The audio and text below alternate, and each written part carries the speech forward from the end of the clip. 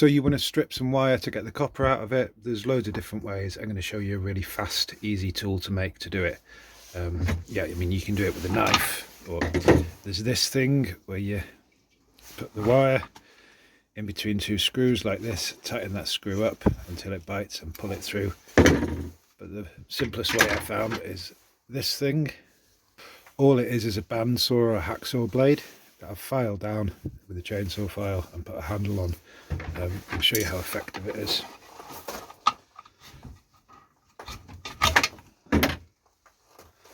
See, and it just pops it off. I'll make another one just to show you. I've got a bandsaw blade here. They will snap like metal fatigue if you bend them enough.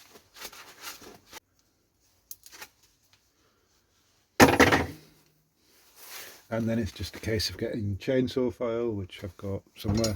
There it is. And that's it.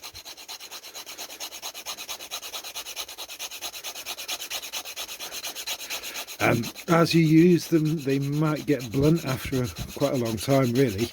And then you can just give them a quick sharpen with a file.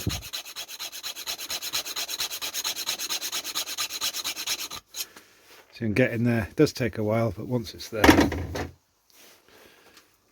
you end up with that, and it'll be flat on that side and curved on this side.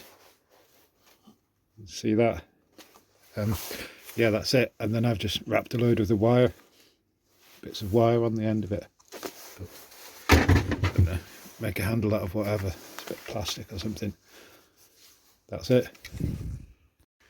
I've not been making many of these videos this week because my van's out of action, so I can't go to the scrapyard. I've been doing other stuff, but you know, in between you can strip the wire.